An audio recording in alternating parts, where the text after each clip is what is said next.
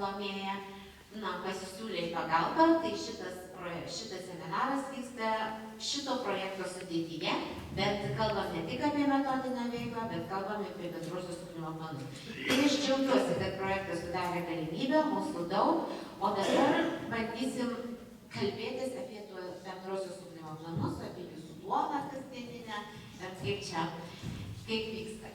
Tai apie ką šiandien kalbėsim? Noriu pasakyti, kad visa Europos apklausos tikslas buvo išsiaiškinti labiausiai tai kaip organizuojama mokymosi pagalba. Visa Europa, gal ir visas pasaulis sprendžia mokymosi pasiekimų gerinimo klausimus. Tai yra visiems labai aktualus klausimas. Visi sprendžia klausimą, kaip pagerinti, kaip surasti raktą, kad pagerėtų mokinių pasiekimai. Jūs jau dabar atkreipkite dėmesį, kad PISA tarptautinio, TIMSA tarptautinio tie rezultatai, ne tik tai buvo, anksčiau tai būdavo tokia praktika, kad tai paskelbė tuos tyrimo rezultatus, pristato ir taip nuvilnyje. O dabar visą laiką vis spaudoj pasirodo tie rezultatai aptarinėjami ir kokią jūs išvadą patys savo padarytumėt.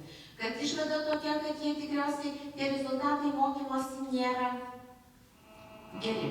Taip? Kad mes turim pasiekimus gerinti, dirbti su pasiekimais.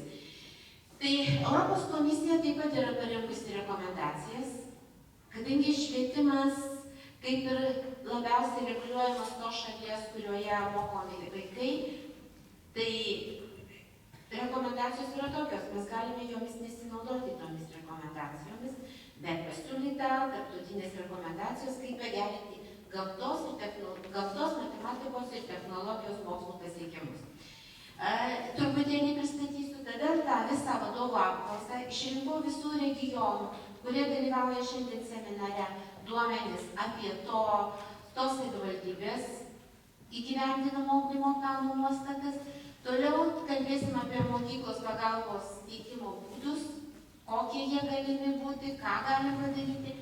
Po to po mano paskaitos su jumis dar praktikai, kurie pristatys savo mokyklos patirtį ir noriu jūs pakviesti, kad savo patirtis mokyklų jūs irgi patys skleistumėt, atrastumėt, prisitaikytumėt tuos dalykus, kurie yra geriausi ir nebijoti skleisti savęs. Labai daug gerų dalykų daro tyliai. Ir toliau, ką mes rekomenduojam, ką rodo ta apklausa pagal apklausą. Tai mūsų toks darbo planas šios dienos. Tai apklausos tikslas buvo išsiaiškinti, kaip įgyvendina bendrųjų ugdymo planų nuostatos. Mes labai dažnai girdime, kad bendrųjų ugdymo planų nuostatos neįgyvendinamos, kad neskiriame tiek pamokų dalykų ir panašiai. Tarp kitko, Europos komisijai yra tokia duomenų bazė Euridike, mes kiekvienais metais teikiame duomenis apie dalykų skiriamas pamokas. Vadinasi, iš bendrųjų ugdymo planų ten tuos skaičius pateikėme ir po to šalys yra lyginamos tarpusavy. Bet ten klausė 3 dalykų. Kas yra teoriškai skiriama, tai teoriškai yra bendrasis ugdymo planas. Taip? Kas yra praktiškai, o praktiškai dėja mes Lietuvoje nežinom, kiek jūs skiriate. Nerenkam tų duomenų. Tai šiais metais buvo pabandyta per apklausą surinkti duomenys, kiek yra skiriama. Aišku, kai kurios mokyklos neatsakė, ne visos dalyvavo toje apklausoje. Ir trečias dalykas klausia, ką jūs planuojate, tarkim, 15-16 metų kokias pamokas. Tai nenoriu sakyti, bet planuojame, kad galėtų rastis klausimynas, švisa galbūt duomenų toje bazėje, kad matytumėm atsidarę kiekvieną mokyklą, kiek pamokų skiriama tam ar kitam dalykui mokyti. Per konsultacijas ar per papildomus dalykus rodysim. Bet tai yra ateitis. Šiai dienai mes tik tai gebėjom padaryti apklausą, bet šitą apklausą įvykdyta pirmą kartą pasižiūrėti, kaip įgyvendinami ugdymo planų tos nuostatos. Ir kokias išvadas jūs galite pasidaryti patys, ties kiekviena skaidrė kviečiu jums darytis išvadas patys savo. Pergalvoti savoje mokyklą, kaip organizuojate ugdymo procesą. Čia šitoje apklausoje dalyvavo tai pagrindinio ir vidurinio ugdymo programas įgyvendinti šios mokyklos. Suradau aš ten ir Vilniaus mieste, pradinių mokyklų, kurios atsakė tą klausimyną, bet tai nėra tiek daug, jų ten keletą, bet Aš čia irgi skaitimo gebėjimai, ten buvo užrašyta taip, kad pagrindinio ir vidurinio ugdymo planų nuostatas rašte ir ten, kur pildėte ataskaitas, bet daugybė mokyklų, kai kurios mokyklos užpildė, ne daugybė, atsiprašau, kurios vykdo pradinio ugdymo programas. Tai čia irgi yra skaitymas. Arba jeigu jūs vykdote pradinio ugdymo programas, ten buvo neklausima apie pradinio ugdymo programą, klausime tik apie pagrindinio ir vidurinio ugdymo programą. Pavyzdžiui, pavyzdžiui, dabar jūs girdite, kaip viešai erdvėje diskutuojama dėl kūno kultūros pamokų skaičius, kad reikia 3 pamokų, viskas tvarkoja, sveikatą reikia gerinti ir panašiai.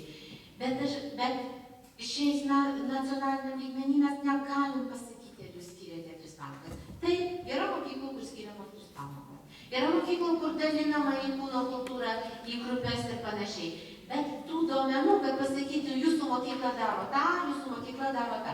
Tada mums tokią priekaištą sako, kad skiriama per mažai pamokų. Nemanau, kad kūno kultūrai, pavyzdžiui, mes turėjom tokį susitikimą Alytuj, tarp kitko nepasakiau, kad tai vyks tokie pavaduotojams susitikimai 6 Lietuvoje, iš regiono, kurie atvyksta, ir galbūt dar surasim galimybę kaip nors pratesti tokius dalykus, nes aš matau prasmę jūsų susitikimuose, jūsų mokymuose, nes jūs parvešite tos skaidrės. Bus pakabintos tinklalapyje ugdymo plėtotės sutvarkyta, bet ten matysim, tiesiog reikėtų gal žiūrėti, aš nežinau kaip, nes aš parengiau antrą pranešimą įtardama duomenys su jūsų regionu, kas jums įdomu, nes Alytui ten buvo Alytaus regionų savivaldybių, labiau tik bendros tos skaidrės yra tos pačios. Tai jūsų klausimine buvo paklausta, kokios pagalbos reikia. Aš nežinau, kaip man skaityti, aš atsiprašau, kad į jūsų nugarą. Kokios pagalbos reikia dėl bendrųjų ugdymo planų? Labai gražu buvo, nereikia jokios pagalbos, įsisprendžiam, jokios, trumpai atsakot ir panašiai. Apie ugdymo planų rengimą, kad reikia seminaro. Šiais metais bus atnaujinamas ugdymo planas. Bus informaciniai seminarai, bet jie nebūna tokie, kad į kiekvieną savivaldybę gali nuvažiuoti, dažniausiai į regionus bandom pristatyti tos planus, bet aš noriu pasakyti, kad projektas nuolat skelbiamas tinklalapyje ir jis, kada tas projektas būna, jis nuolat atnaujinamas. Ten pasižiūrėkite datas, ugdymo plano projekto ir panašiai. Dabar organizuoti labai geras siūlymas jūsų mokyklų buvo regiono atsakymų forma virtualioje erdvėje. Tai noriu pasakyti, kad per tą laiką yra, jūs žinot, tokia labai gražią svetainę su gražiu pavadinimu ugdymo sodas. Tai dabar jau ugdymo sode jūs, jeigu matėt, yra įkelti ir bendrieji ugdymo planai, pagrindinio ir vidurinio ugdymo planai. Ten yra forumas, kur mes galėsim diskutuoti. Čia įdėjo adresą specialiai. Ir kviečiu jūs įsijungti tas diskusijas, teikti savo klausimus, bet ne tik klausimus. Ir pateikite savo pavyzdžius, kurie. Tai čia atradusi po klausos. Jūs iškėlėt idėją. Ta idėja buvo labai gera galimybė, kadangi ugdymo sodas yra kuriamas, idėja yra įgyvendinta. Ir projektai bus, ir netgi galvojame, kad naujo ugdymo planų sudarimo trafaretus parengti taip, kad jums būtų greičiau parengti, nereikėtų ten kažko, tiesiog perkopijuoti dar kažkokius dalykus. Tai į pagalbą ateina. Aišku, tai ne tokiu greičiau, kokiu jūs tikriausiai norėtume. Dabar keliat klausimą, čia kai kurios regiono klausimus. Jie dažnai kartojasi, bet kartojasi įvairiais pavidalais. Dabar susitarkim dėl vieno dalyko, dėl finansinių klausimų. Finansinių klausimų aš neatsakysiu. Neįspręsiu nei aš, nei jūsų finansinių klausimų. Vienose mokymuose čia nesenai buvau, kuriuose sakė, užsienio lektorius kalbėjo su mumis ir sakė, ta prasme, nekalbėkime apie finansus. Kalbėkim šiai dienai, kaip galima padaryti. Nes nuo dėlionių jūs puikiai žinot, nieko nepasidarys. Finansavimo, aš noriu tik tai tuo klausimu atsakyti, kad galvojame, kalbame ministerijoje, diskutuojame apie mokinio krepšelio koregavimo klasės lygių, bet šiuo atveju tai yra finansistų užduotis ir ten sudarytos darbo grupės, kuriuose profesinės sąjungos atstovauja daugybė suinteresuotų šalių, bet mes vykdome ir aš, ir jūs, mes esame vienodoj pozicijoje. Mums skirta tokios lėšos ir įgyvendinam tos ugdymo planus su tokiomis lėšomis. Tai užsienio kalbų pasirinkimas. Ir jūs keliat klausimą tokį, kad galbūt atsiranda langai pagrindinėme ugdyme. Ką aš noriu pasakyti? Kad nėra pasakyta, kad tenai neturi būti pagrindinio ugdymo langų. Na tai kur jums parašyta? Neparašyta, ten tik tai rekomenduojama. Rekomendaciją žiūrite, ugdymo planą taikot savos mokyklos kontekstui. Tai yra visiškai skirtingas kontekstas Širvintų savivaldybės kažkokioje mokykloje pavardės, pavyzdžiui, Žeimenos gimnazijoje. Tai yra skirtingi kontekstai. Mokėkit save apsiginti, tai yra svarbiausia kontekstas, tame kontekste gyvenantis vaikas. Ir mokėkit prisitaikyti, jeigu svarbiausia vaikas, tai jeigu mes tvarkaraštį tik tai mechaniškai darom ir tai tvarkaraštį sudarimas, bet vaiko pasirinkimas neegzistuoja, tai yra blogai. Tai tvarkaraštis mechaninis ir jokio vaiko mes neverčiam ir nematome. Toliau, tai dėl užsienio kalbos pasirinkimą. Dabar didesnės specialistų pagalbos, daugiau etatų, tai vėl žinom, kad šitas klausimas ne. Bet mokymosi pagalbos teikimas vaikui čia ir dabar, tai yra vienas aktualiausių klausimų. Vienas aktualiausių klausimų gerinant mokinių pasiekimus. Jūs rašėt, kad reikia, kad trūksta konsultacijų, ministerijos konsultacijų. Na, aš pripažįstu, kad jų trūksta, bet šiandien mes esame į savotiškai konsultacijų, visi tarėmės, mokomės visi kartu. Jos rasis virtualios konsultacijos, keliasi daugas į virtualią erdvę, konsultuojantis jūs vieni su kitais. Geriausias pavyzdys, tai aš galvoju, kaip vienas iš kito mes mokomės ir atrandam, ką pritaikom savoje mokykloje išgirdę idėją. Bet to bendravimo jūs trūksta ir šiuo metu jūs esate iš skirtingų savivaldybių, tai tas pavyzdys yra dar kaip stipresnis tas pavyzdys. Toliau trūksta pavyzdžių. Tai šiandien aš ne viena. Su komanda yra pavyzdžių. Geriausias pavyzdys tai yra jūsų mokyklos, savosios mokyklos. Bet jį visada galima pakoreguoti tą pavyzdį, ne? Ir tikriausiai pasivešite idėjų, kaip jį pakoreguoti. Pavyzdžiui, rašot jūs, kad trūksta patalpų. Nu tai žinot, patalpų ministerija neįspręs. Aš tik noriu parodyti, kokį jūs, pageidavimai, ką reikia daryti. Ir kaip įteisinti konsultacinės valandas. Šiandien mes į tą klausimą atsakysim. Tai aš noriu pasakyti, kokius jūs iškėlėt, kokios pagalbos reikia, klausimynas bando reaguoti ir darysim viską, kad jums tie klausimai įsispręstų. O kai jums reikia virtualiai, jūs rašyti tiesiai. Ne per ministerijos tinklalapį rašot aplinkui. Jeigu jūs pažįstat, žinot mane kaip atsakingą už ugdymo planus, aš tam esu, man valstybė tam moka atlyginimą, kad aš jūs gebėčiau konsultuoti, tartis, mes tai jūsų skambučiai, jūsų elektroniniai paštai, tai yra mano kasdieninis darbas. Ir labai dėkoju už tokius gražius dalykus, aš radau klausimynę, kur aš net nustebau tiesą pasakius. Dalis jūs sako, kad švietimo skyrius jūs padeda išspręsti klausimus, ko labai džiaugiuosi. Bet buvo paminėta ir ministerija, kad padeda išspręsti klausimynę, surasti tarpą, kur įrašyti tą padėką, tą pozityvų dalyką. Tiesiog labai gerai nuteikė ir taip atrodo norisi dar labiau padėti žmonėms tvarkyti su ugdymo planu. Dabar kokie šių metų prioritetai? Mokslo metų prioritetai, kurias iškėlė švietimo mokslo ministras. Kiekvienam mokiniui padėti atskleisti pagal savo stiprybės. Atskleisti, padėti atskleisti silpnų. Tai kas yra iš tiesų? Kaip kitaip žodžiais pavadinsim? Individualizavimas. Sudaro galimybės, kokio amžiaus jis bebūtų, jis 9-okas, 8-okas, 5-okas, 12-okas, jam padedama atskleisti. Visi tie individualizavimai, diferencijavimai, mokymosi pagalba čia ir dabar. Kas tai yra? Tai yra atsiskleidimą, aš manau, kad ir jūsų mokyklų prioritetuose. Dabar jungtis tarp programų, pradinis ugdymas, pagrindinis, vidurinis ugdymas. Kaip ateina vaikai iš vienos programos į kitą programą. Kokios yra jiems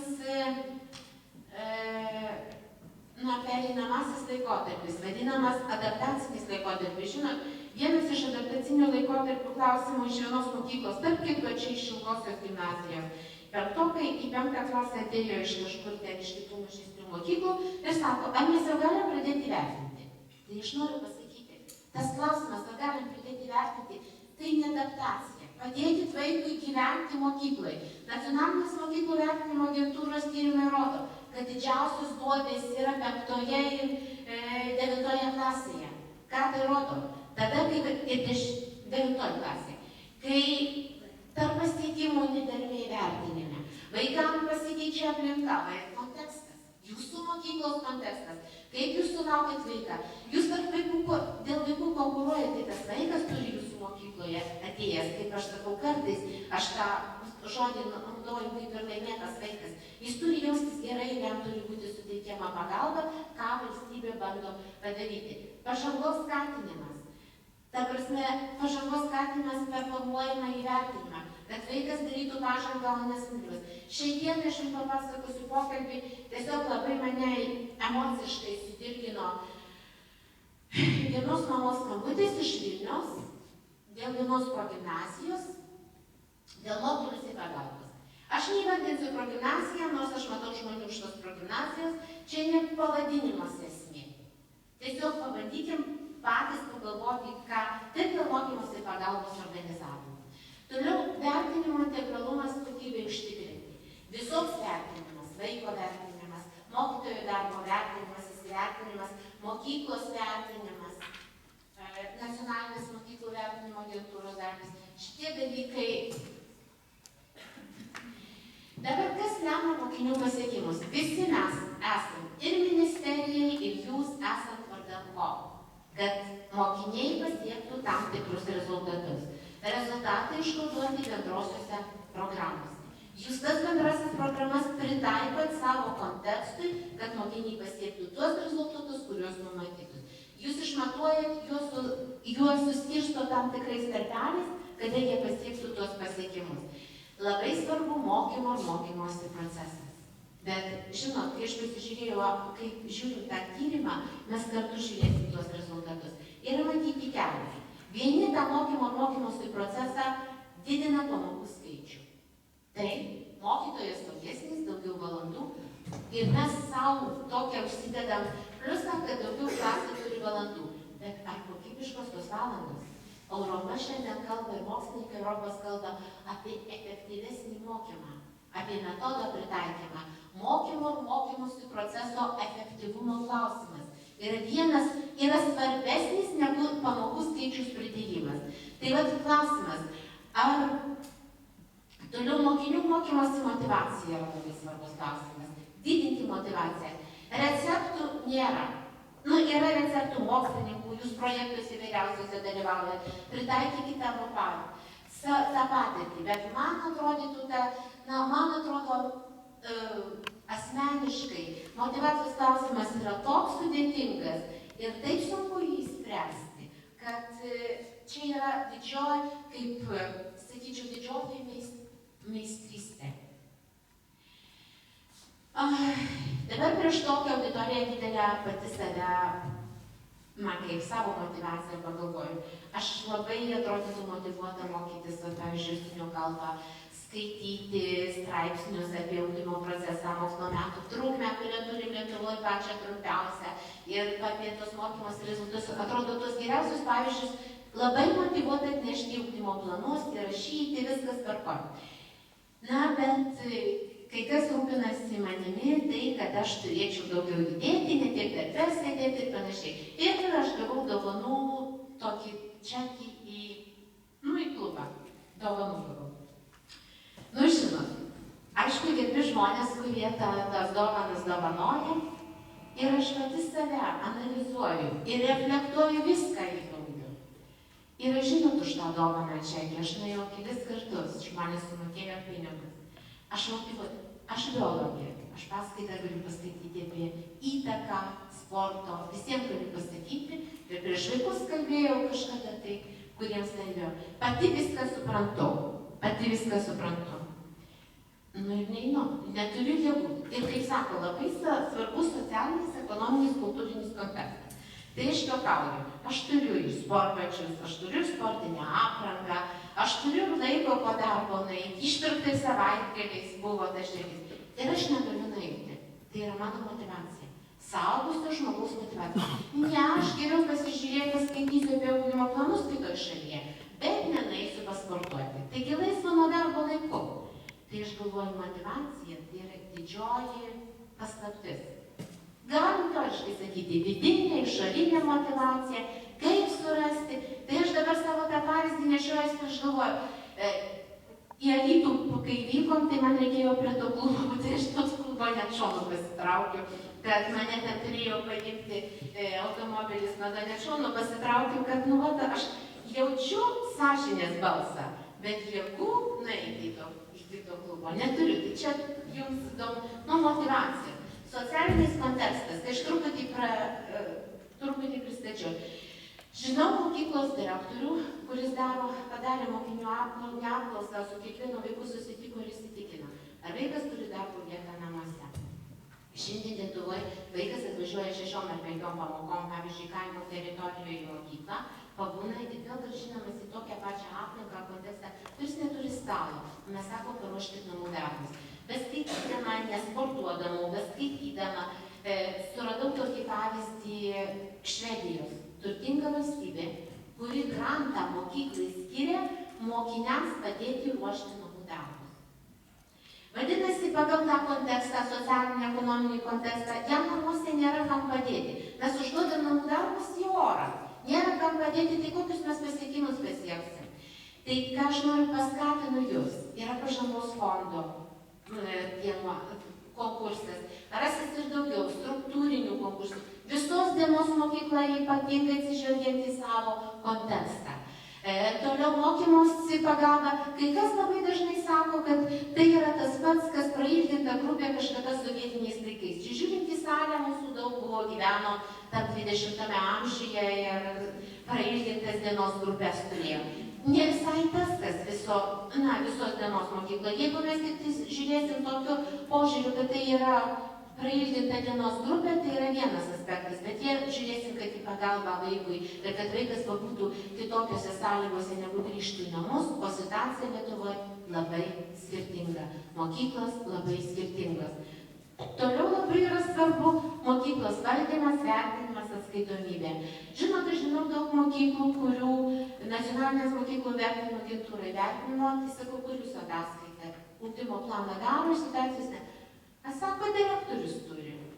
Tai pinigai sumokėti kažkam, kažkas įvertino, kažkas pavaidino pamokas, o gal nepavaidino pamokas ir nėra naudos.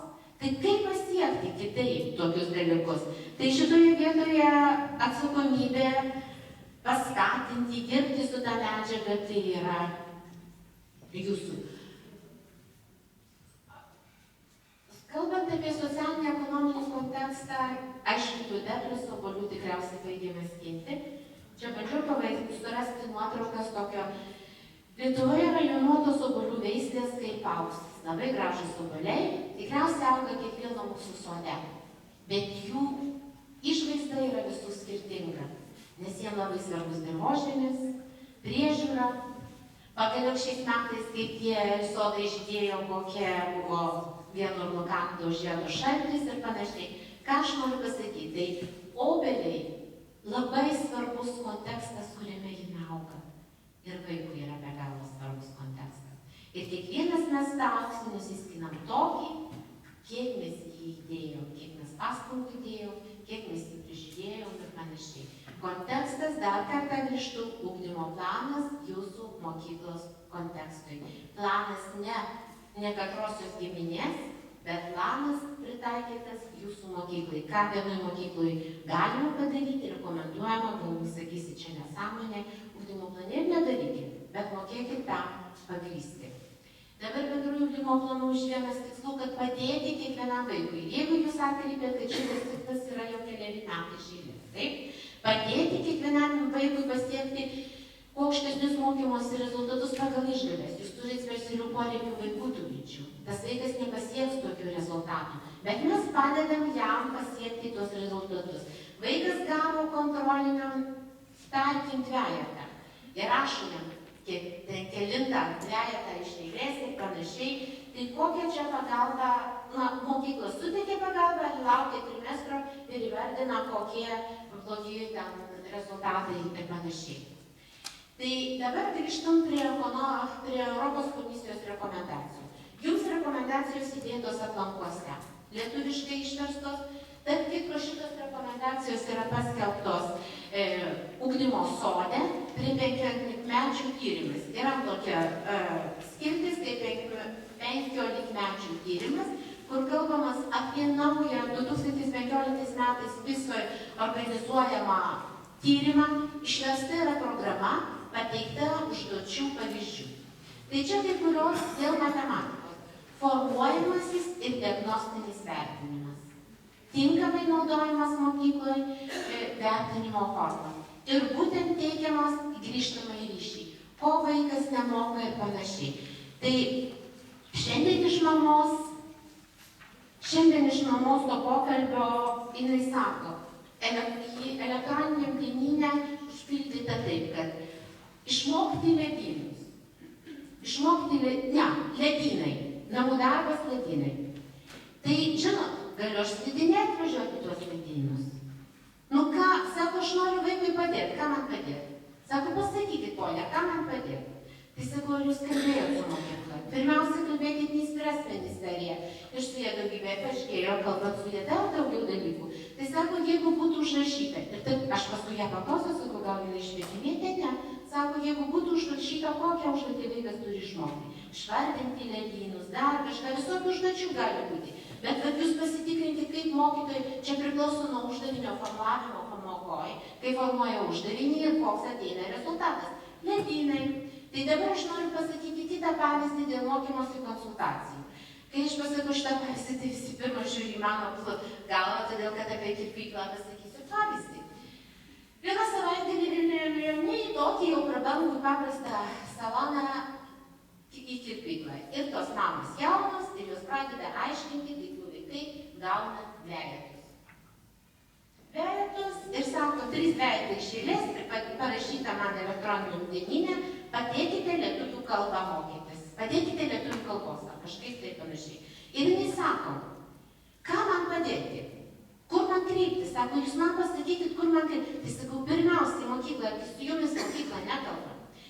Ir pradeda, tada vaikų užsisėda, kai nueini į mokyklą, tokia mokyklos virtuvė. Bet žinot, ten pasidarė tame salone tokia diskusija, posėdis, kaip aš sakau. Mano vyras sako, tu vis kažkur įsivedė. Aš visą raudoną teisinu švietimo sistemą, o visos puola. Bet tame tarpe atsiranda iš tos pačioj apie Vilniaus mokyklas. Tai kaip vietos direktorius sako, tai jeigu jūs norite sužinoti apie savo mokyklas, nueikite į kirpyklas, dar kažkur pakalbėti, paklausykite ir panašiai. Tai, o kita mama sako, žinot, kad pas mus mokykloje viskas sutvarkyta. Jeigu vaikas gauna dvejetą ar trejetą, jam pasiūloma teikti tokio dalyko konsultaciją, nurodytas grafikas, man užrašo elektroniniam dienyne. Ir žinot, tos pačios mamos gavo atsakymą iš skirtingų, pačios. Nors aš gyniau tą švietimo sistemą ir panašiai, bet jos ir dar pasako, kad dėmesys ir paklausė, kad ar jis būtinai, tiesiog gauna pranešimą, jeigu jis neatėjo į tą konsultaciją. Aišku, buvo situacija įspręsta, bendravom su mokyklos vadovais ir panašiai, ir šiemet vadovas susitikus mes viską darom ir panašiai. Ne dėl ministerijos, bet ir dėl to mažo vaiko. Ausys taipsta klausyti, 3 dvejetai iš eilės. Ir mes deklaruojam, kad padedam kiekvienam vaikui. Kitas klausimas gali būti subjektyvus, kad tas vaikas atsisako, nedalyvauja, tai čia yra kiti dalykai. Bet ar mes padedame konsultaciją? Bet šiandien mama ir sako viena, tarp konsultacijos pagalba. Žinot, sako, konsultacija lietuvių kalbos mums reikia, bet sako, konsultaciją nukreipia tik tai tuos, kurie blogai parašė, kontrolinį tarkim. Bet sako, mes norim ir taip pasiaiškinti dalykų, kodėl negali vaikas ateiti. Aš sakau, kad gali vaikas ateiti tikriausiai. Bet sako, žinote, o kaip ateiti, kai trečia pirmadienį pamoka yra konsultacija lietuvių kalbos. Ir tada sako, ar jūs nesakysite, kad tai yra konsultacija mokytojų kaip pamoka tarifikuojama, o vaikai ateiti negali. Žinot, aš atsiprašau už tos neigiamus pavyzdžius, bet čia yra praktiniai pavyzdžiai, kuriuos aš nematau žmonių, su kuriais kalbu, nežinau, ar jie teisybė, aš priimu juos, vėlgi per atstumą subjektyviai, visi mes turime emocijų, įsijungia emociją, bet priežastis kažkokia yra. Ir sako, šešta konsultacijų pamoka, ten kažkokio dalyko, bet sako, vaikai turi tą dieną 7 pamokas. Tai dabar klausimas, čia nebuvo klausimo apklausoje apie organizavimą pačios, pagalbos, kaip čia, vadybos, bet išlenda vadybos organizavimo klausimai. Toliau, ugdymas karjerai labai svarbus. Motyvacijos didinimui labai svarbu ir ugdymas karjerai, žinoti, kur pritaikysi gamtos ar matematikos ir ugdyti matematinį raštingumą per visas pamokas. Taip kaip lietuvių kalbos raštingumą per visas pamokas turim ugdyti ir matematinį turim ugdyti per visas pamokas.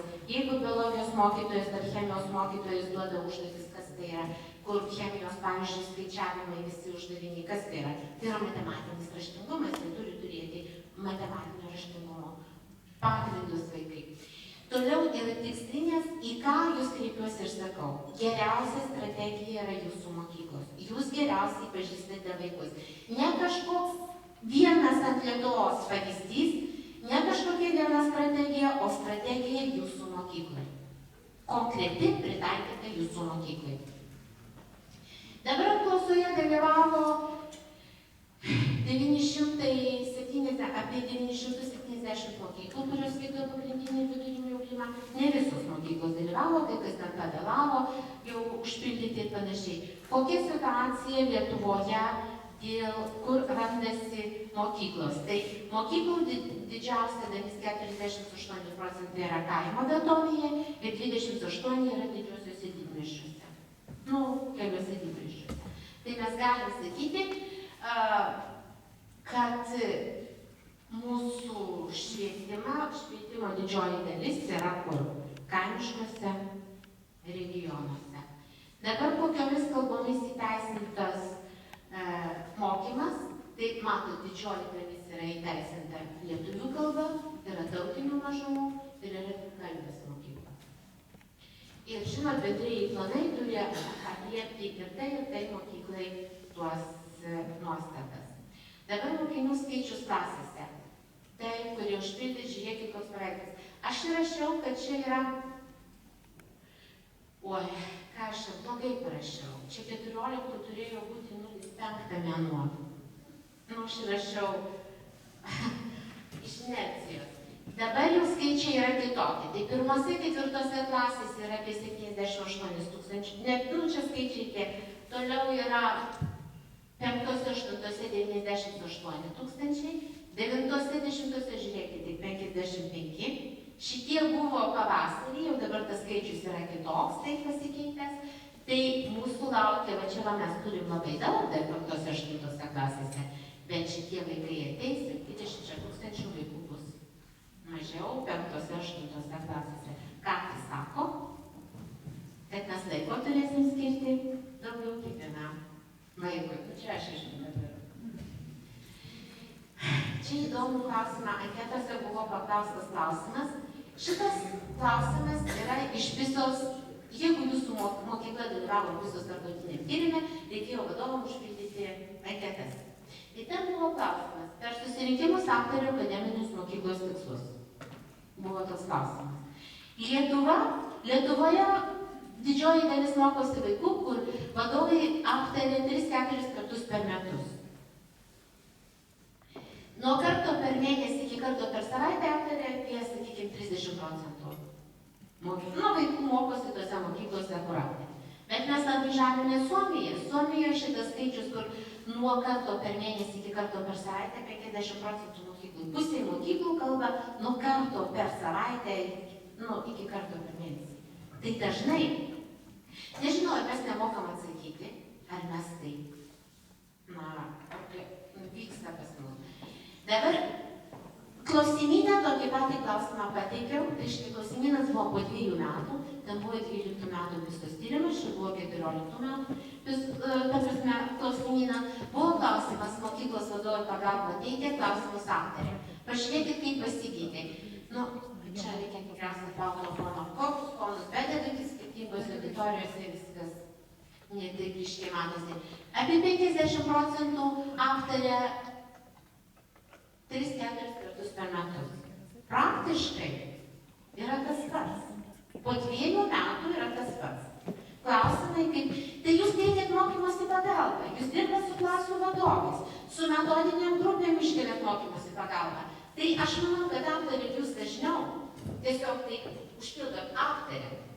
Tai aptarėt tas aptarimas, aš manau, kad jis gali būti didesnis tas aptarimas ir tas realiai. O galbūt mes tik viską suvedam į tuos 3 trimestrus, arba tuos semestrus, kuriuos aptariam, nuo to mokymosi pasiekimai, kai mes surašomas popierius, jie negerės.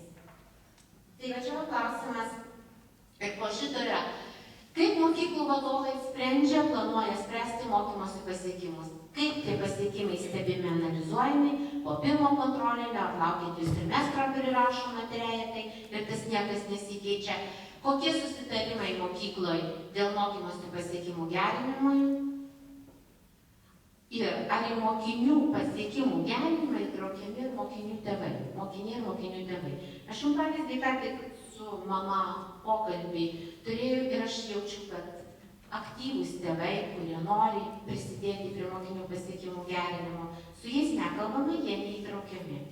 O pavyzdžiui, labai Anglijos Velso pavyzdžiai rodo, jeigu vaikui paskiriama konsultacija, pildoma tas pažangos lapas, jis skirtingas kiekvienose šalyse tas pažangos lapas, bet prisideda ir tėvai. Ką tėvai įsipareigoja padėti vaikui, va ir tų tirpėjų vaikams. Jeigu jos būtų padėta užduotis, kad jūs ten padėkit namų darbą padaryti, ar dar kažką, tai taip kaip jie sako, padėkit vaikui lietuvių kalbos. Tai sako, aš galiu pamokyti, kaip apkirpti, bet sako, aš lietuvių kalbos pati, gal aš gerai neišmanau. Nu tikrai, ir jos taip nuoširdžiai kalba, ir aš galvoju, trūksta to pokalbio kontakto su tėvais, neįtraukiam tiek, kiek reikėtų tėvai. Turim elektroninius dienynus. Tai dabar klausimas patys savo atsakykite klausimą, kaip tai įsprendžiant savose mokyklose. Ugdymo planuose buvo nuostata dėl mokymosi pagalbos, radosi, ir ten vienas buvo skirelis, mokymosi pagalbai skirtas, kad pirmiausia mokymosi pagalba suteikia mokantis mokytojas ir kad turi būti mokyklose paskirtas asmuo atsakingas už mokymosi pagalbą. Tai dar kartą sustoju prie ugdymo poreikių tenkinti valandų, 5-8 klasėse jos yra. Jų yra 12, 9-10 klasėse yra jau 14.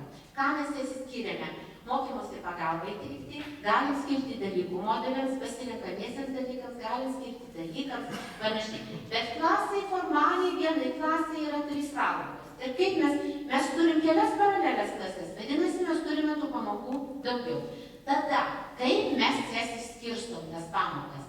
Ar mes pridedam tiesiog mokytojui tas pamokas, ar mes dedam per pagalbą, ar dar kažkokį turim. Šitas pamokas galime daryti ir po pusę pamokos. Po visą pamoką, po pusę pamokos, čia gali būti skirtingi dalykai.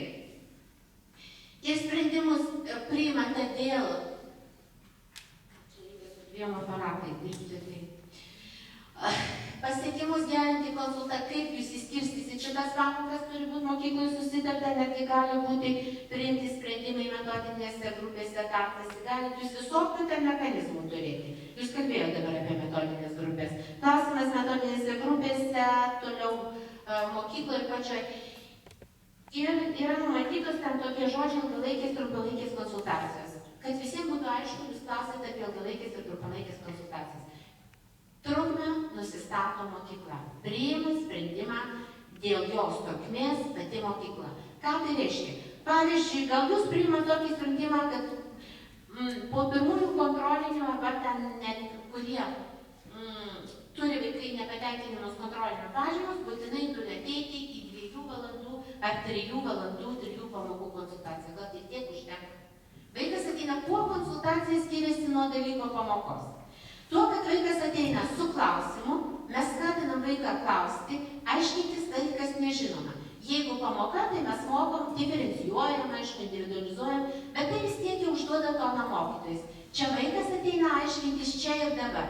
Nepalieka ir mokytojai atsakymas klausimo, kad sprendžiam nesėkmę vaiko čia ir dabar. Europos komisijos tuose rekomendacijose taip pat yra, kad sprendžiam problemą čia ir dabar.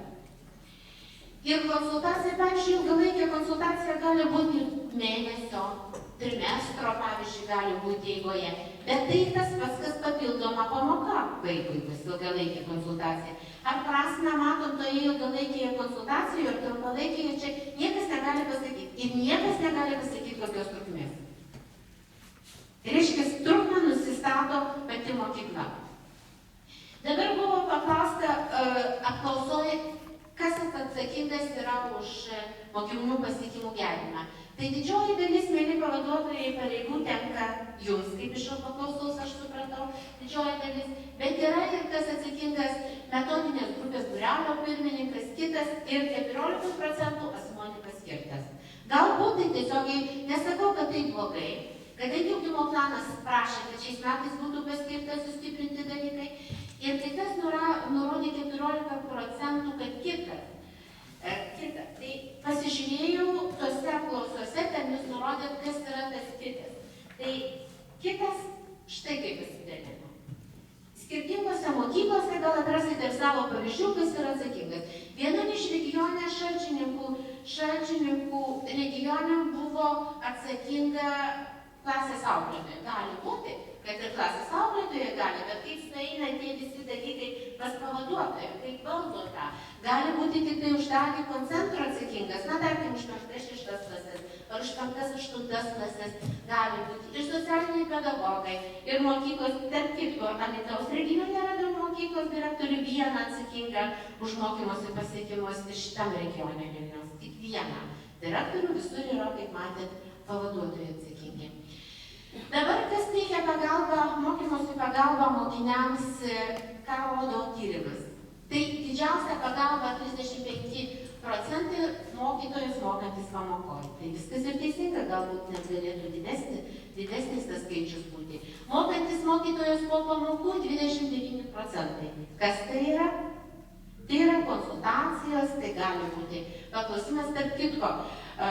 Lankiausi Škotijos gimnazijoje, ten gimnazijoje. Ir kai klausimas buvo, kas konsultuoja vaikus, kai jam neaišku, sakė, vaikas turi teisę eiti pas bet kurį mokantį mokytoją.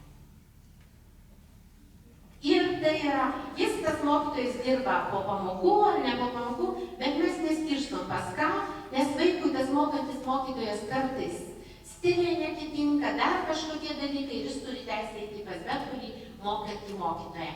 Labai įdomi pagalba mokiniams, 15%. Didelės mokyklos, ypatingai ilgosios gimnazijos, panaudoja šitą konsultacijos tipą. Vaikams suskaito kaip socialinį darbą ir ką pastebi patys mokyklų vadovai, kad gerėja atmosfera mokykloje, kad mezgasi vaikų bendradarbiavimas, kad atsiranda bendruomenė kaip ir gilesnė. Pabandykit panaudoti šitą. Ir sakė, vaikai labai atsakingai prisiima, žiūri, kaip tas kontroliniai parašė ir panašiai. Atrodytų tai žaidimas, bet tai yra kitokia mokymosi pagalba vaikui. Dabar klausimas buvo jūsų, kur apklausoj, kad kaip apmokėti už darbą. Jūsų, kur pristatys praktiką, jie pasakys, kaip apmoka už darbą. Apmoka už darbą tarifikuojamos papildomos pamokos, už faktinį pravestų pamokų ir taikomi kiti apmokėjimo būdai. Tai įdomu, kokie kiti, čia aš išrašiau iš tos apklausos, kokie kiti būdai. Kai kas, tarp kitko, naudoja tokį būdą, kaip tie mokytojai, kurie konsultuoja, padidina koeficientą. Padidina koeficientą, reiškia, kaip ir papildomo atlyginimo jis negaus, bet jis prisiima už tą papildomą koeficientą konsultuoti mokytojus. Tarp kitko yra mokytojų savanorystė. Norėčiau nusilenkti prieš tos mokytojus, prieš pavaduotojus, kurie tą daro mokyklose ir mokytojus pasisiūlo tik į tą mokyklą, ypatingai mažose mokyklose, trūkstant lėšų ir pagaliau kontekstą žiūrint, mokytojas geba padėti vaikui, tai sako, kodėl aš turiu mokyti, mano atlyginimas ir tai pakankamai aukštas. Tai čia yra mokytojų žodžiai. Tarp kitko, suradau jūsų regione, Vilniaus regione, kad ir žodinė padėka. Ir dar vienas, kas nebuvo kitose regionuose, mokytojų konsultantams verifikuojamos pamokos. Vadinasi, aš suprantu, kad mokymosi pagalba yra konsultantai, kurie padeda, galbūt tai yra dalykų mokytojai, reikėtų, po to konsultantų, kas ten slepiasi. Dalyje neapmokama. Tai yra klausimas pavaduotojams. Kaip skirstomos ugdymo poreikiams valandos? Ar dalyko moduliui, ar mokymosi pagalbai? 9-10 klasiai turim prabangą. Iš tiesų daug labai valandų turim, tai gimnazijos jas panaudoja kam? Užsienio kalbai antrą ir pirmąjį mokytis, kuomet susirenka iš skirtingų pagrindinių mokyklų mokiniai, ar progimnazijų kalbų skaičius išauga ir naudoja kalbos, nes krepšelėje įdėta tik 2 kalboms tos pamokos dvigubos. Tai dabar padaryta analizė apie 5 klases. Čia visai Lietuvai būdinga. Kaip pasiskirsto pamokos, kurias panaudojamos iš ugdymo poreikiams, skiriamų valandų.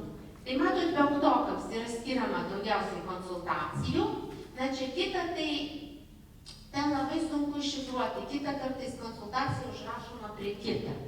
Kita tiesiog kitaip įvardina tas konsultacijas. Pasirinkamiems dalykams, dalykų mokymui ir skirta dalykų modeliams. Dabar ką aš noriu jūsų paklausti. Ir patys savo atsakykite į klausimą. Jūsų 5-okai, bet jūsų 5-okai, tam vaikui, kaip mes stiprinam jų pasiekimus augantis.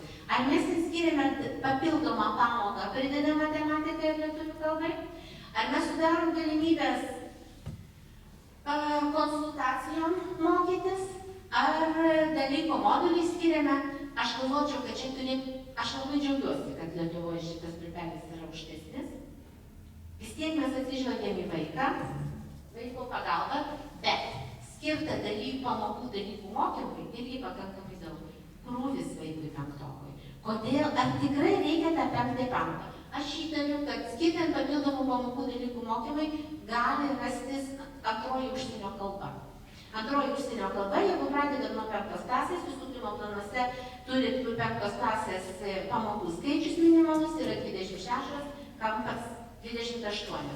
Ten yra tas tikslas, kad nežaisti su užsienio kalba skiriant po 1 pamoką privalomai, jeigu su antra pradedam iškart 2 pamokas ir mokytis. Įtariu, kad gali būti tas, bet vaiko veiksmingumo pagalbai. Vadinasi, pasirinkti moduliai čia, pavyzdžiui, pasirenkamiems dalykams, tai čia viskas tvarkoja. Taip, jis ieško savęs. Papildomų pamokų dalykų mokymuisi. Vadinasi, tai visam trimestrui, visam semestrui bus pamoka. Dalykų modulis irgi tas pats. Tai ar efektyvi mūsų pagalba? Čia labai įdomi skaidrė, kuomet mokymosi pagalba visą, ką skiria šitas pamokas, pažiūrėjom per mokyklos kalbą. Tai tautinių mažumų mokykla, spalva čia tokia, mėlyna yra lietuvių, o čia yra dvikalbė mokykla, pilka spalva. Ką aš noriu pasakyti? Skirta konsultacijoms. Kokioje mokykloje daugiausiai? Tautinių mažumų mokykloje. Tai darant išvadą, kad mokykla labiausiai orientuota į vaiką. Ne į dalyko modulį pridedant dalyką, o į vaiką. Stengiasi vaikui padėti 5 klasėje, o neišauginti jo krūvį papildomų pamokom. Čia yra pagal tipus parodyta. Dabar pasižiūrėkime pagal tipus. Pagal tipus mėlyna yra gimnazija, pilka yra progimnazija. Šita spalva nežinau, kokia čia ją pavadinti, ruda, išsikraipo visur. Pagrindinė mokykla, o čia yra vidurinė mokykla. Nacionalinės mokyklų vertinimo agentūros pagal tipus, kad sėkmingas labai tipas yra progimnazija ir kad progimnazija yra labai orientuota į vaiką. Ką tai rodo? Kad su konsultacijom pagal tipus dirba kuri mokykloje daugiausiai skiria dėmesį. Progimnazija. O žiūrėkite dabar gimnaziją. Gimnazija čia yra tos gimnazijos, ilgos gimnazijos, kurios turi 5 klasę mėlyną. Žiūrėkite dalykų modulius. Tai yra papildomos pamokos. Reiškia, 5 atėjo į gimnaziją, tai nežaidžia su kuo? Su konsultacijom, užtat jam duoda, kad jis geriau matematiką mokėtų ir kai pasirodė, kad daugiausiai pridedam pamokų matematikai ir lietuvių kalbai pagrindiniam mokymui. 5 klasė. Kaip pasiskirsto tarp miesto ir kaimo? Va čia tai liūdna labai skaidrė, bet realybė yra tokia. Kaimas yra mėlyna, kaimo teritorijoje esanti mokykla, miesto teritorijoje yra šita ruda kokia spalva. Tai ką noriu pasakyti, kad miesto mokyklos 5-okams turi didesnės galimybės teikti, o gal tai yra iš inercijos, nes kaimo mokyklose dažnai būna ir tos ilgos gimnazijos, toje vietoje, bet aš suprantu, o pagal kontekstą kaimui gimnazijom reikėtų tikriausiai daugiau 2 valandų. Ne dalyko moduliui, ar dalykui, o padėti vaikui.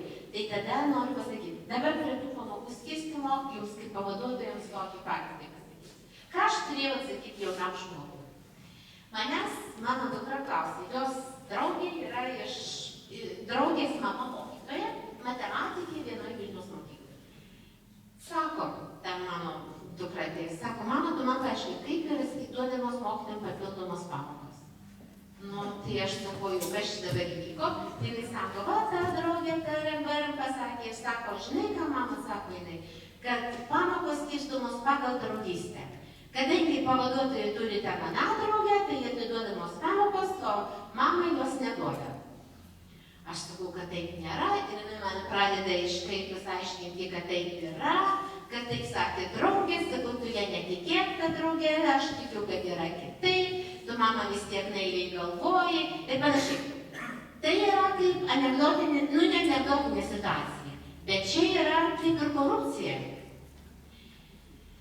Aš suprantu tos dukros, kuri rūpinasi savo mama tą klausimą. Nu, čia yra visur subjektyvumo, bet, žinot, kaip čia, nebūna. Taip, be ugnies nebūna dūmų. Vadinasi, kažkas yra. 6 klasė. Kaip 6 klasėje skirstomas? Ir taip yra išanalizuotos visos klasės, kaip yra skirstomas. Tai skirsta konsultacijoms. Čia yra pagal tipus, vėl progimnazijų yra daugiausiai skiriama ir 6 klasėje. O tautinių mažumų mokykloje taip pat yra skiriama daugiausiai konsultacijų. Tai dabar, jeigu darėte išvadą, kad labiausiai vaiką orientuota yra tautinių mažumų mokykla, pagal tipus yra orientuota kas? Progimnazija. Klausimas jums, kaip yra situacija jūsų mokykloje? Tyrimas rodo, gali žiūrėti kiekvieną mokyklą. Kiekvienos mokyklos aš šiandien nekomentuosiu, bet pakomentuosiu tik tai savivaldybėmis. Dabar čia irgi vėl, kad skirta konsultacijoms 9-10 klasėse, yra čia tokia schema. Pilka spalva yra papildomai dalykų mokymuisi, o skirta dalykų moduliams. Va čia yra dalykų moduliams. Tai aišku, santykinai dalykų moduliams 5-8 yra skiriama mažiau negu 9-10. Bet tai realu, tai reali situacija 9-10 klasėse vaikams geriau. Bet 5 klasėse, kur skirta konsultacijų, 5-8 irgi konsultacijų daugiau negu 9-10, tai va aš klausimas noriu paklausti, ar tikrai 9-10 išvada tokia, kad 9-10 konsultacijos perauga į dalykus arba dalykų modulius pridėtimą. Nesakom, kad blogai, bet situacija yra tokia, kaip aš cituoju Ritos Mandukinaitės patinka pasakymas, kad ant skaičių pykti negalima. Nurodo tokius skaičius. Blogai paklausim, suformavom klausimus, tokius ir gavom. Bet jūs patys save pažįstate tikriausiai šitą klausiminę.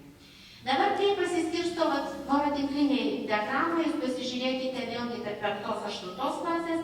Ruda spalva tai yra 9-10 klasės, o 5-8. Tai skirta konsultacijoms santykinai 9-10 klasėse irgi daugiau yra. Dalykų moduliams tai kaip išaugo. Matot, kaip skaičius. Tada mes sakome, 9-10 krūvis yra labai didelis, bet krūvį dar daugiau didinam su papildomom pamokom pridėdami. Aš atkreipiu dėmesį, kad nesakau, kad nereikia. Jūs žinot, ko ten reikia. Nes valstybė sudaro tokias galimybės, o jūs panaudojate tas galimybės. Čia yra Vilniaus miesto savivaldybė. Visos Vilniaus miesto mokyklos, kurios užpildė klausimyną. Tai skirta konsultacijoms 8 klasėse daugiau, 5 mažiau. Papildomų dalykų mokymui 5 klasėse. Labai norėtųsi, kad šitas stulpelis būtų aukštesnis negu šitas. Na, 8 klasėse tai sąlyginai vis aukštesnis, todėl kad ir daugiau tikriausiai poreikio viskas tvarkoj. Bet čia va, kad skirta papildomų pamokų dalykų mokymuisi, 5 klasėse, 8 tai, nėra labai gerai. Reiškia, krūvį didinam pridėdami pamokas vaikams, o pasižiūrime efektyvumą tą procesą. Dabar čia yra Vilniaus rajone. Vilniaus rajone situacija yra 5. Čia yra konsultacijos, čia yra pasirenkamos dalykams, o čia yra papildomos pamokos dalykų mokymui. O čia yra 8 klasė, būtent skirta pasirenkamiems dalykams. Kaip kitos savivaldybės atrodo? Šalčininkų savivaldybė. Šalčininkų savivaldybė vėl 8 klasėje skiriama daugiausiai pasirenkamiems dalykams, skiriama 5 klasėje taip pat pasirenkamiems dalykams daugiau negu konsultacijoms. Kaip Šidurių nėra čia savivaldybė? Širvintų savivaldybė. Labai įdomu situacija Širvintų savivaldybės. Konsultacijoms nėra. Skirta pasirenkamiems dalykams 8 klasėje ir skirta dalykų mokymui 5 klasėje. Tai žiūrėkit, ar negali čia persikelti.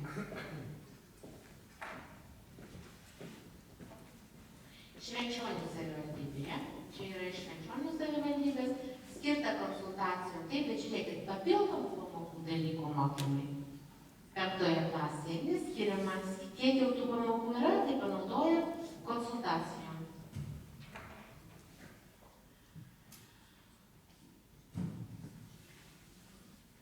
Dabar čia vienas labai svarbus dalykas, kurį trumpai pažvelgsiu, tai yra mokymas pagal gebėjimus vaikų, išskirstymas į klases, diferencijavimas pagal gebėjimus. Ta galima daryti. Ugdymo planas leidžia paskyrelės, kur yra apie diferencijavimą aprašytas taip. Bet negalima daryti selekcijos vaikų. Negalim selekcionuoti klasių. Kai paskambina tėvai ir sako, kad žinot, sudaro ten tokią klasę A, B sudaro tokią, tai yra paslėpta selekcija, tokio dalyko neturi būti. Neturi būti. Galima dalinti. Ir ten yra visokių, perskaitykit, aš manau, kad jūs puikiai perskaitėte ugdymo planą, ir ten yra parašyta tokių niuansų apsidraudimų, kad jūs turi derinti su tėvais, kad neturi būti ilgalaikis, kad vaikas gali pereiti iš vienos grupės į kitą ir panašiai. Bet žinot, jeigu jūs visą laiką, bet ką sako, dvejopai mokslininkai sako, dalis mokslininkų įrodinėja, kad mokinių pasiekimai geriausia tada, kai mokomi skirtingų gebėjimų vaikai, dalis sako, kad užduotys pritaikytos pagal gebėjimus skirtingiems vaikams duoda didesnį efektą. Bet nacionalinės mokyklų vertinimas pavyzdys pasakoja apie matematikos vertintą pamoką, kur moko aukštesnių gebėjimų vaikus ir žemesnių gebėjimų vaikus. Ir kas atsitinka? Sako, tas pats metodas, padalinta klasė į grupės, vyksta 2 pamokos, tas pats metodas yra, tas pats vadovėlis, tos pačios užduotys. Tai mokytojai tarifikuojamas yra didesnis pamokų skaičius, bet ar vaikai išmoksta, gauna tuos užkoduotus dalykus, tai sunku pasakyti. Čia vėlgi pamokų skaičius. Dabar geltona.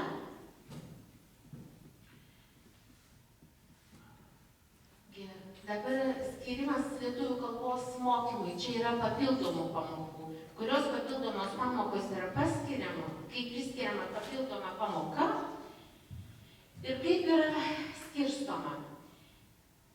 Tik aukštesnių gebėjimų, va čia va mėlyna spalva, reiškia, ta papildoma pamoka atiduodama tik aukštesnių gebėjimų vaikams. Va čia yra, 9-10 klasės. O šviesiai mėlynas yra Čia netokia. O šita ruda, šitą aš noriu parodyti, čia žemesnių gebėjimų. O aukštesnių? Ne, aukštesnių, taip, tik aukštesnių mėlynas yra. Taip, ne, bet čia yra, čia legendoj, ne taip aš parašiau. Va šitas va yra tie gebėjimai. Aukštesnių gebėjimų, čia yra žemesnių gebėjimų. Ką noriu pasakyti, kad jeigu duodama lietuvių kalbos papildoma pamoka, tai dažniausiai neskiriama aukštesnių gebėjimų vaikams.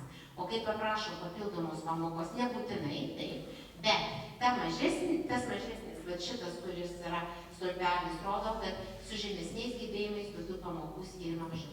Gal teisingas sprendimas, todėl kad gal konsultacijų pagalba padeda vaikams pasiekti tuos pasiekimus. Bet skaičiai rodo tą. Dabar kaip yra skiriamos matematikos papildomos pamokos. Matematikos papildomos pamokos yra mėlyna, yra tik aukštesnių matematikos gebėjimų, bet čia tik aukštesnių. O tik žemesnių, bet čia. Tas pats buvo lietuvių kalbos, tenai toje legendoje yra. Tai žiūrėkit, principas tas pats praktiškai. Matyt, matematikos ir lietuvių su žemesniais gebėjimais mažiau skiriama tų papildomų valandų, aukštesnė. Ir teisinga galbūt, nes gabių vaikų ugdymas irgi yra labai svarbus ir jeigu tai pasiteisinęs tų gabių vaikų grupė yra ir duodama papildoma pamoka, jau ne tik konsultacija, nes galbūt vaiką konsultuoti mokytojui žymiai sudėtingiau, nes jis ateina jau su savais aštriais klausimais, kurios kartais ne visada žino mokytojas. Čia parodyta savivaldybės lietuvių kalba ir matematika. Pavyzdžiui, reikia man su tais aparatais dviem. Lietuvių kalba, pat visą dienos savivaldybę noriu kaip pavyzdį paimti. Jie neskiria papildomų pamokų matematikai, skiria kam? Lietuvių.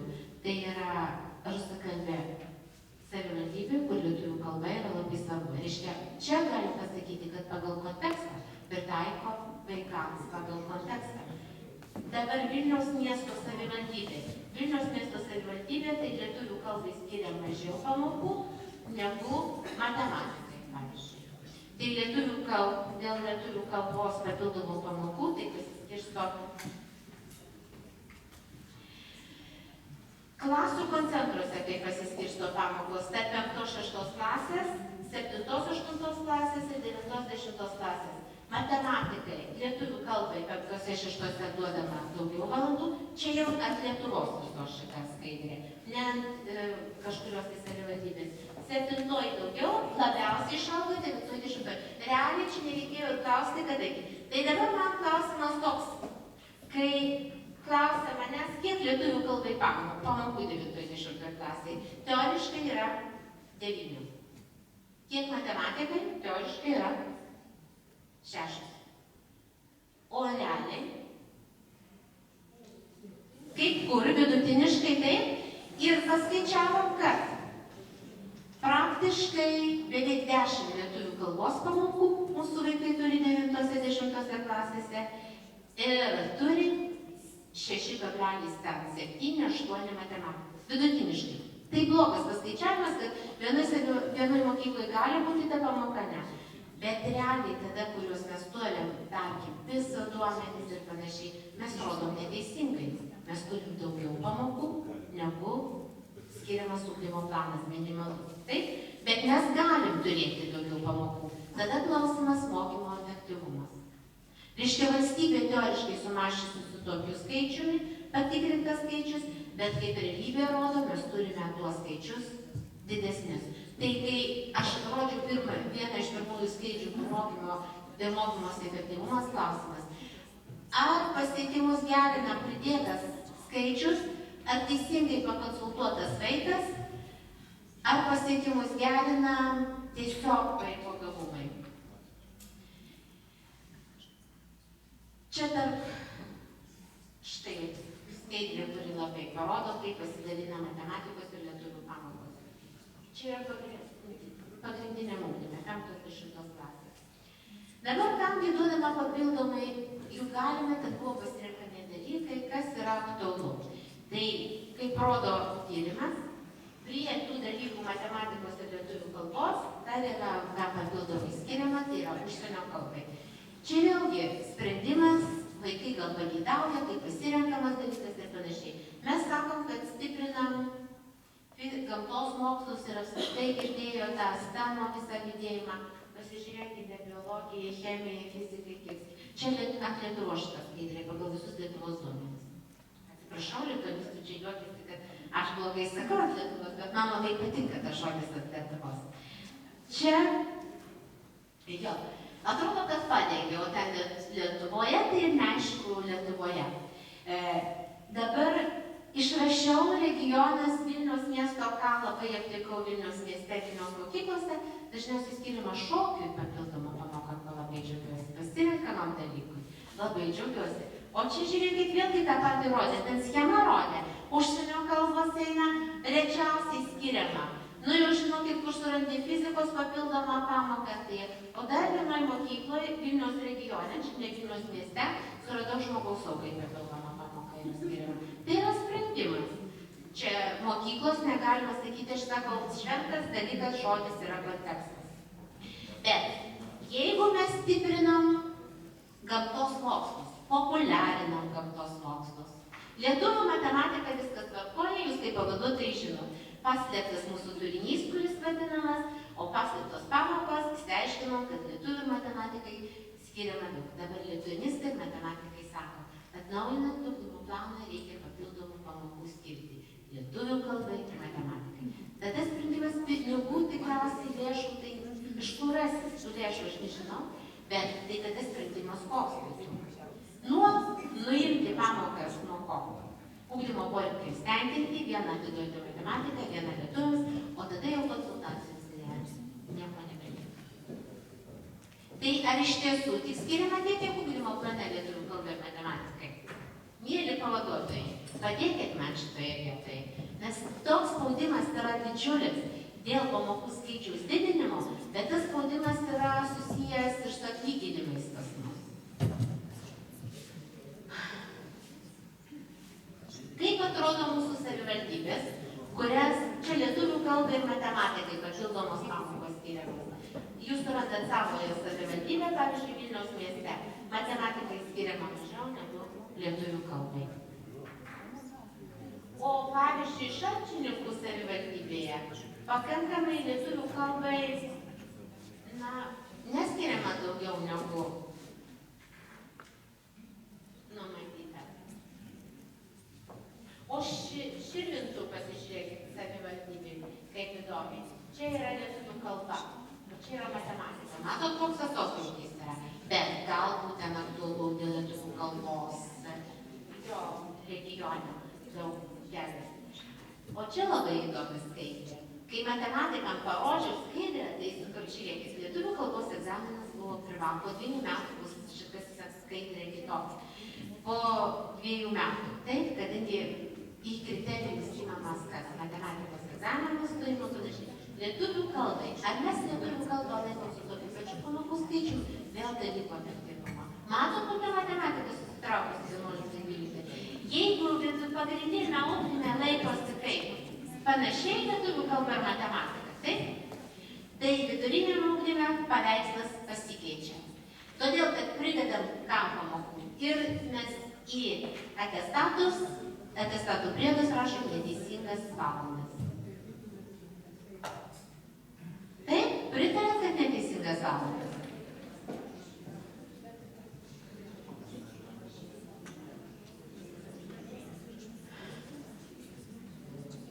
Čia per savivaldybės pasižiūrėkit, kaip skiriamos papildomos pamokos čia, kas atrodo. Čia yra matematika 11-12 klasė, čia yra lietuvių kalba, čia matematika 9-10 pilka spalva, ir čia jau dabar kaip ir spalva susilygino, lietuvių kalba 10 klasė. Principas eina pirma matematika, paskui lietuvių kalba, ir pirma eina 11-12, paskui 9-10 klasė. Tai, pavyzdžiui, Vilniaus savivaldybėje lietuvių kalba, matot, kaip pralenkia, kiek daug skiriama. Na, o 12 čia klasė. Ir lietuvių kalbai pagrindinė mokyklai taip pat pakankamai skiriama daug. Čia ta skaidrė, kurią rodžiau, voratinklinė skaidrė, o čia yra skritulinė diagrama, matot kaip siūlė. Bet aš manau, kad dabar jau matematikos papildomų pamokų jūs skiria daugiau, kadangi vaizdas keičiasi. Čia buvo pavasario vaizdas. Čia yra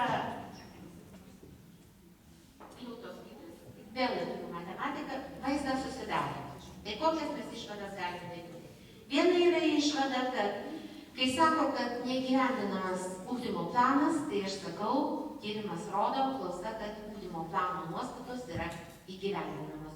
Jos įgyvendinamos skirtingai, aš sakau, kad skirtingai įgyvendinamos priklausomai nuo konteksto. Tai visų pirma konstatuoti, kad yra paskirtas žmogus atsakingas už ugdymo, kaip dirba jo efektyvumo, tai čia pamatuoti niekas mes negalime. Kaip teikiama mokymosi pagalba, 35% pamokose mokymosi pagalba, konsultuojant 41% ir mokiniams iki 15%. Konsultacija taip ir veikia mokyklose. Lietuvių kalbai ir matematikai skiriama daugiau pamokų, nei nurodyta bendrosios ugdymo planuose. Mokymo efektyvumas. Ir tai mes sakom, kad nepasiekėm. Tarp kitko, rodo, kad kurso kartojimas yra žymiai sudėtingiau, duoda, kurso kartojimas yra žymiai brangesnis, negu mokymosi konsultacija ir pagalba vaikui vietoj. Toliau retai pasitaiko, kad būtų skiriamos papildomos pamokos gamtos mokslams ir kitiems dalykams. Šokis kaip išimtis Vilniaus mieste regione išsiskiria. Vilniaus mieste gerai, tegul vaikai šoka, o ne papildomai mokosi tuos dalykus. Vidurinio ugdymo pamokų daugiau skiriama lietuvių kalbai, tyrimas parodė, nežymiai matematikai. 5 klasėse papildomos pamokos dalykų moduliai skiriami gimnazijose, o progimnazijose yra labiau skiriama konsultacija. 12 klasėse literatūrai. Pakankamai daug, nežinau, tai yra reikia sutės nuo tokio egzamino, aš nežinau. Jeigu mes tas pamokas išnaudojam tokias, sako, dar per sunkus, čia mano pamastymas yra. Tai kokios yra rekomendacijos, ką mes rekomenduotume?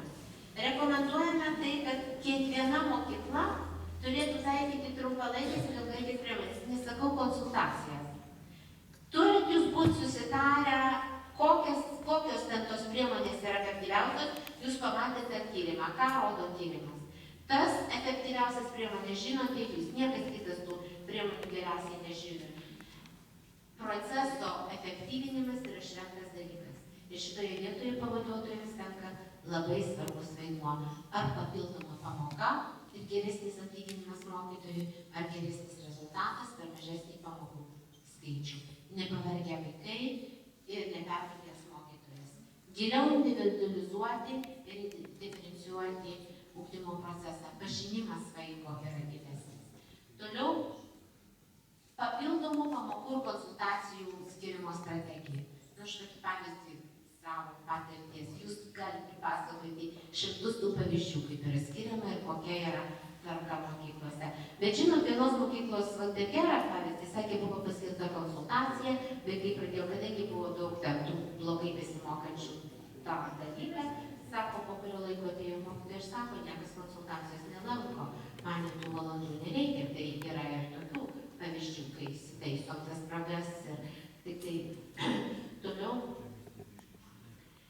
Kas efektyviau, pamoka ar konsultacija? Mėly pavaduotojai, labai prašau į šitą klausimą atsakyti, bet ir savo ir mokykloje. Jūs esat strategai. Kas efektyviau, yra papildoma pamoka ar konsultacija? Kartais gali būti ir papildoma pamoka efektyviau, ir kartais gali būti konsultacija. Bet čia yra ta didžioji mokymosi pagalbos strategija. Konsultacijų čia įvairiai tie tipai parodyti. Klasių dalinimas į grupės, atsižvelgiant į mokymo lėšas. Galima klases dalinti į grupės, bet nepažeidžiant vaikų ir nepriskiriant jų nesėkmių grupiai ir neužkoduoti juose nesėkmės. Įvairios pagalbos formos ruošiant namų darbus. Visos dienos mokykla. Galbūt jūs turit pagalbos grupę, kur vaikas gali ateiti ir paruošti namų darbus. Ir jis jaučiasi saugesnis, nes jis išmoks, kam užduoti namų darbus, jeigu jam niekas žino mokykloje nepadės. Galbūt neužduoti, nes yra šalių, pavyzdžiui, tokie susitarimai, kad namų darbai pagrindinėme ugdyme užduodami tik 3 dalykų - gimtosios kalbos, matematikos ir užsienio kalbos. O iš visų kitų dalykų neužduodami, nes vaikai išmoksta pamokoje. Aptarimas mokyklos bendruomeniai, tėvų įtraukimas. Va čia po bendruomenėje tai slypi tėvų įtraukimas ir pagalbos modelio tas pritaikymas. Dabar rekomendacijos. Vat papasakojom, skaičius pasidalinom, visi jūs pritarė tiems skaičiams, kaip suprantu, ką tie skaičiai rodo, kuo gali pasinaudoti. Žinot, Europos struktūrinių fondų pinigų 14-20 metais nebus tiek skiriama švietimui, kiek buvo skiriama praeitam programavimo periode. Yra tiek daug sukurta produktų. Ugdymo plėtotės centre, jūs dalyvaujat kitose projektuose. Pasinaudokit ypatingai pagrindinėje ugdymo programoje. Pasinaudokit tais projektais, tais produktais, kurie yra sukurti. Yra specialiai dėl mokinių pasiekimų sukurtas skyrelis ugdymo plėtotės centre 15-mečių pasiekimo tyrimas. Šitas bus įdėta į internetą, jūs nenusirašinėkit tų internetinių adresų, bet kas čia yra 15 metais tyrimas laukia, čia yra dėl 15-mečių tyrimo egzaminų centre. 15 metais bus visos pasiekimų tyrimas IKT pagrindu. Vaikai atliks tyrimą prie kompiuterių, turės jie internetinį agentą, mokėjimo bendradarbiaujant, IKT pagrindu ir mokėjimo bendradarbiaujant. Dar visą, jūs žinot, mokymosi bendradarbiaujant strategijos, jau turiu baigti, ne? Kiek dar liko? 5 minutės, tai aš užbaigsiu. Sakiau, kad šiandien jau trumpiau aš kalbėsiu, bet man neišeina. Kai susitinku su jumis, norisi daug išsakyti. Jūs žinot, dabar naujo dokumentas yra paskelbtas naujo dokumento projektas, jis buvo pristatytas metodinėse dienose. Ir ugdymo planuose dažnai kartais manęs klausdavo, vadovaujantis aprašais, kad būdavo pagrindinio ir vidurinio, tai vidurinio aprašą visi žinoma, pagrindinio kaip ir nėra. Tai jis ir nesirado per šitos kartų metus, bet dabar yra 3 aprašai, kuris manoma ir dabar projektuojama, kad tas dokumentas pagal jį bus rengiami bendrieji ugdymo planai, bendrosios programos, visi įvertinimo dokumentai ir panašiai. Kviečiame jūs dalyvauti toje diskusijoje dėl tų, jie paskelbti ministerijos yra tinklalapyje, siųskit savo atsiliepimus, komentarus, ką ten taisyti, ar tai reikalingas toks dokumentas, ar ne. Dabar kas padeda įspręsti problemas? Vėl grįžtam prie problemų. Tai problemas pirmiausia galvojant jūs, kad nacionalinio lygmens institucija. Tai šiandien nacionalinio lygmens institucijoje dirbame kartu su ugdymo plėtotės centru. Ir matot, kad ir savivaldybė gali padėti, o kitą aš dar šito nepasižiūrėjau. Čia nors čia nedidelis procentas yra kita. Dabar su kokiais sunkumais? Čia pabraukio sunkumus ir tai perduočiau. Finansai. Tai finansai yra tokie, kokie yra. Ir žinot, tai aš noriu pasakyti, kad mažom mokyklom, kuomet užsienio kalba 8 klasėje baigėsi vaikų skaičius ir lieka 2 ar 3, ar jų mokyti vaiką ar nemokyti vaiką, ir papildomai lėšos turi būti skiriamas iš savivaldybės perskirstytų 5-6%. Kai klausė iš kažkokio rajono 2 vaikai vyko mokyti 8 klasėje, tai net klausimo negali būti mokyti, turim užbaigti užsienio kalbą, dažniausiai dėl 2 užsienio kalbos būna tose mažose mokyklose. Toliau, čia apie krepšelį aš jau kalbėjau, sudėtinga informacinių technologijų valandas dėti. Aš jau vakar girdėjau diskusiją apie informacinės technologijas, kad galėtų būti ir turėtų būti keičiama programa, kad ateitų programavimas, ten visos robotikos, kad tą mąstymą vaikų aktyvinti ir panašiai per šitos dalykus. Na, aš manau, kad ta mokykla, kuri užrašė apie technologijų valandas, yra sunku integruoti, greitai prie manęs pakalbėsim. Aš manau, kad šitas klausimas visuose ir su higienos normomis. Noriu pasakyti, minimalus krūvis nurodytas, šventai jūs turit vykdyti, maksimalus krūvis koks? Taip, 3-5 ir jos užrašytos kur? Šiame jau pataisa buvo rugpjūtį nėra. Higienos normose. Nedaugiau kaip 7 pamokos į dieną. Viskas. O konsultacijas kaip jis, bet jau žinot, jeigu vaikus reikia konsultuotis iš lietuvių kalbos, neįdėkit tos trečios konsultacijos, trečią pamoką. Aš suprantu, ką ta pamoka yra. Toliau, dėl maksimalaus ir minimalaus dar parodysiu su užsienio kalbų grupių sudarimo. Tai žinot, nuo 21 dalina, bet jeigu grupė yra 20, galbūt 5-6 klasėje gali būti padalinta grupė, o 9-10 jau nebedalinama grupė. Ta užsienio kalba sako, kad mums sėkmingai sekasi mokyti. Ir kadangi aplinka visą tai rodo, ir dar kokia kalba, gal prancūzų kalbai visada reikia dalinti, o užsienio kalbai visi stebės, kai iš Suomiją tą pačią išvažiavę, kur pasiekimai labai aukšti, sako, moko po 30 vaikus anglų kalbą.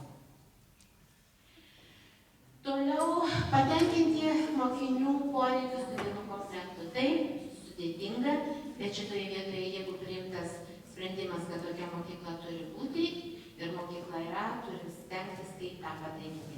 Dar noriu pasakyti, kad savarankiško mokymosi pagrindinio ugdymo programoje nėra. Savarankiškas mokymas gali būti tik vidurinio ugdymo programoje, kai nesusidaro laikinoji grupė. Tvarkaraščio sudarimas pagal higienos normas. Tai čia, kurie su viduriniu ugdymu dirbsite, yra Sūduvos gimnazijos atstovai, kurie tą tvarkaraštį sudaro puikiai. Žinot, aš galvoju, kad, nemanau, kad tai yra lengva tvarkaraštis, bet daugybėje šalių tvarkaraščiai, žinot, kiek laiko keičiami? Kas mėnesį. Galima intensyvinti dalykus. Tai vieną mėnesį intensyvina, kitą neintensyvina. Sako Rima, kad kiekvieną dieną keičiame tvarkaraštį. Tai aišku, suserga ir pavadavimo stalo, tai viskas dar pats. Dabar, kaip nurodykite, kas galėtų pradėti spręsti tas. Čia yra, kas man labai patiko, parengti kompetitingi konsultantai. Aš tikiuosi, kad ateityje yra konsultantų, kurius jūs galėsit pasikviesti į mokyklas ir jums padėtų konsultuotis, nes per įvairius projektus randasi konsultantų ir panašiai. Tai klausimas buvo dar vienas, kurį jūs pildėte, kaip pasiteisino. Visi mes nuogąstavom, kad nepasiteisins tik minimalaus pamokų skaičiaus nurodymas. Nežinau, kaip šiandien, gegužės mėnesį atsakymas buvo toks. Ką jūs galite pasakyti?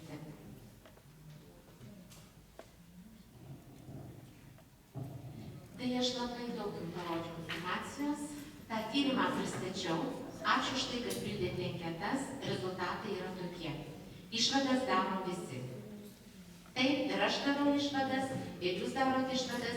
Dabar dar klausimų tikriausiai turite, tai mūsų pertraukos laikas prasideda, bet gal klausimų turite. Aš tai būsiu grupėse ir ateisiu ir į vieną, į kitą grupę, kurie dirbs praktikai. Nors kokį klausimą paklauskite. Čia klausimas buvo, kokie pokyčiai kitų metų bendrosios ugdymo planuose.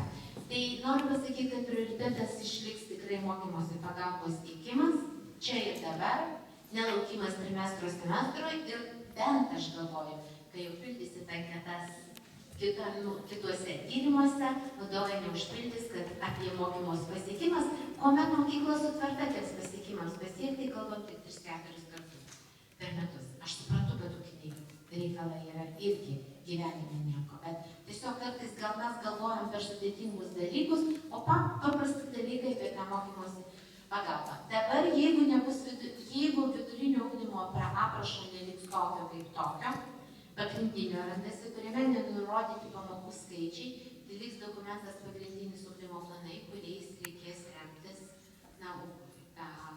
nes dabar vidurinio ugdymo aprašas nekartoja pagrindinio ugdymo planų, vidurinio ugdymo planų tų nuostatų.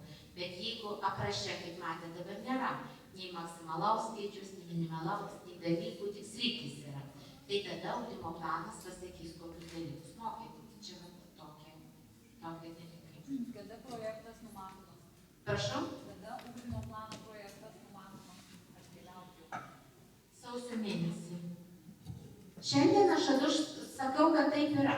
Po šitų visų regioninių dalykų dabar jau aš išleisiu į pertrauką, laikydama kaip mokytojai, dar vis neišleisdama į pertrauką.